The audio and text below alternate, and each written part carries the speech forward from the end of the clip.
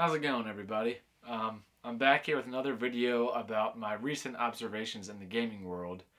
And this video is going to be one primarily where I talk about a couple things I've noticed recently, and then, me weighing in slightly on my overall thoughts about those things towards the end of the video.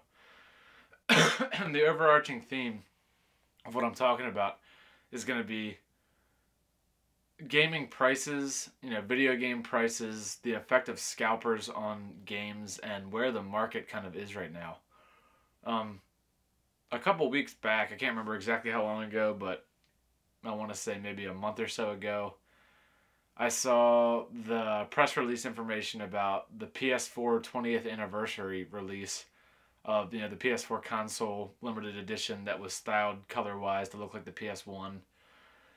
And being both someone who doesn't own PS4 and really loved the PS1 and grew up with the PS1, I thought, if I'm gonna get a PS4, why not get the PS1 limited edition version? It'd be a cool thing to have, both to be able to use the console and just as a collector type piece or whatever. So I looked up details about when it was coming out.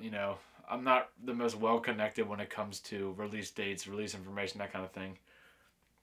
But I found the date it was going to be online for pre-sale, and thought, there's going to be some demand for this. Maybe I won't get it, but I'll stay online, see if I can get it, and test my luck.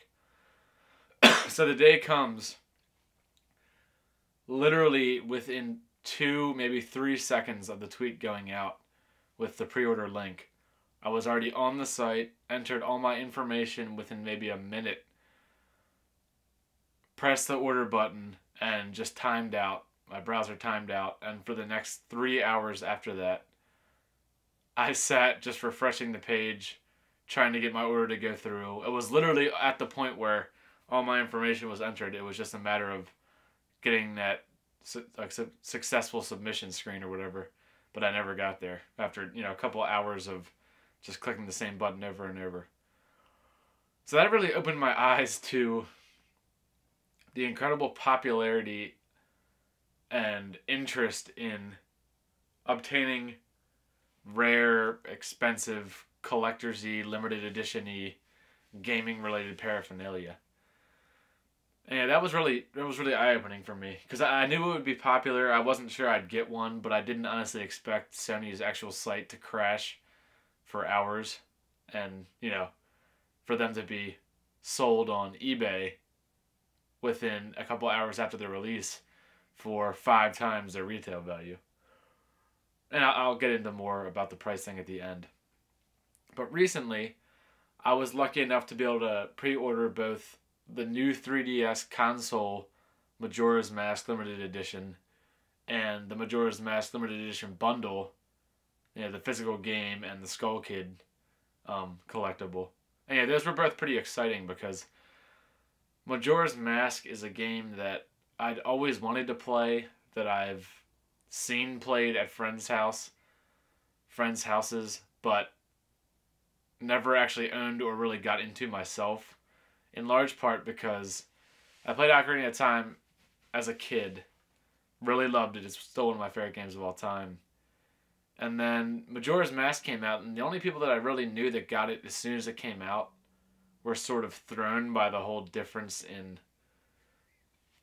the style of the game, the darker atmosphere, the whole time limit thing. So I never got around to getting it. And then as I got older and really wanted to play it, it's relatively hard to find now. And you can get used copies for $40-50 online, but as soon as I heard that there might be a 3DS release, I decided to play it that way, and I'm pretty stoked, but this is getting off topic. I got both of those things, and once again, I'm not a crazy in-the-know insider collectible fiend.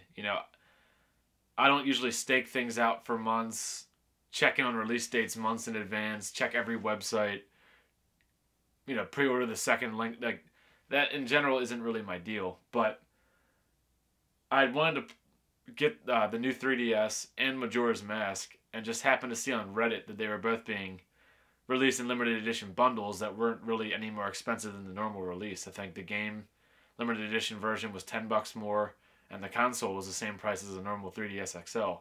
So I thought, if I'm gonna get these things anyway, why not just spend an extra $10 total for the 2 limited editions? So I got both of them, and I go online a couple days later, and people are losing their minds about how hard it is to get them, how much they're willing to pay. I mean, I spent a total of $250 on both limited editions combined, the console and the game. And I've seen the console go by itself for over $400 on eBay. The game that was $49.99 go for like $170. I've seen people sell both the limited edition console and the game together for over $600. And this will get me kind of into my thesis of the video. You know, I've gamed since I was young. I've gamed since really the early 90s, but really got into gaming in the late 90s. And I've always been a fan, and I've always been a gamer, and, you know, I have a relatively large collection of consoles and games, you know. It absolutely pales in comparison to a lot of, you know, big-time collectors, but, you know, I have 5 or 6 consoles, probably 60 to 80 games. And yet, I never really knew that this competitive, this crazy, this cutthroat a market existed for a lot of these new releases. You know, the PS4 thing kind of opened my eyes to how crazy people will go about getting this stuff. The Majora's Mask thing, because I was able to get both of them, I didn't think they were really all that rare. But now, a couple of days later, I mean, every 5 minutes there's a thread on Reddit about how people can get these. Every time I check on eBay, there's each of the limited editions going for more than twice what it costs. You know, I think I'm going to keep both the limited edition console and the game because I want to play them.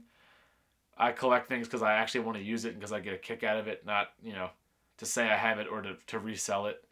But I got to be honest, seeing the prices of some of these things are making me question that, because I could sell both of these, get a regular new 3DS and a regular release of Majora's Mask, and still pocket hundreds and hundreds of dollars, which is insane to me. But, you know, has the market for gaming grown? Are a lot of gamers older now so they can afford to spend more money? Has the popularity of the internet changed the gaming market? But, you know, what is really the explanation for every single limited edition or limited release thing that goes on sale being absolute pandemonium, with people not only scalping the crap out of them, which is annoying, but it seems like even without the scalpers, there's way more people and way more interest in these things than I ever would have thought, you know. Gaming's always been sort of a niche thing, to me, and I know it's pretty popular. And obviously, you know, the Call of Duties, the Halos, the whatever else have a massive market that rivals even like movies and television. But yeah, things like Majora's Mask, things like a special edition of the PS4 console, you know, these weren't things that I would have pictured people spending 5-6 times the retail value, people refreshing websites for 28 or 24, 48, 72 hours straight. You know, what do you guys think the reason is that the market has gone so crazy? Or maybe the market hasn't gone crazy and the demand's always been this high, and I'm kind of out of the loop because I don't buy many new releases. If I want to buy old games, I basically, you know, scour eBay or Amazon until I find a price I'm willing to pay. But, you know, it's just insane, some of these prices you see out there. I mean, another good example is the freaking the GameCube adapter for the new Smash Bros. For Wii U. You know, that was something that people were posting for $150, $200 the day after it came out, that some people were actually buying for that price. And you're talking about a $15 to $20 freaking GameCube adapter for Wii U. You know, am I just out of the loop, or have prices always been this insane, and has demand always been this high for almost everything? You know, a lot of this seems to be Nintendo stuff, but I don't know. It just really opened my eyes to see the sheer number of people and the sheer amount of money being thrown at some of these releases, and how crazy the market and people in general can be about them. And, you know, it's exciting in a way, you know, being someone who loves gaming, to see this much fervor and this much interest stirred up in gaming related stuff. But it's also kind of demoralizing to me that it seems like none of this stuff can really be enjoyed by everybody, and that when they say limited, in a lot of these cases, they really do mean limited. Like, you better get lucky or be rich, or you're not going to get one of these. So, I'm really looking forward to getting my Majora's Mask stuff. I'll probably show that off as my first ever, like, show-off video when I get both of them, just for the hell of it. But beyond that, I just scoured the internet, and some of the prices and the stuff just blow my mind. So, let me know what you guys think about that. Are you getting any of the 3 things I mentioned? How much are you willing to spend on games? Do you ever go crazy and splurge? Do you scalp stuff yourself? You try to avoid buying from scalpers? Does it all just kind of not mean anything to you? I think I'm just kind of been out of the game too long, so to speak, and wasn't aware that gaming's a full-fledged, crazy-ass, money-grubbing industry now. So, talk to you guys soon. I'll make some new videos, and take care of yourselves.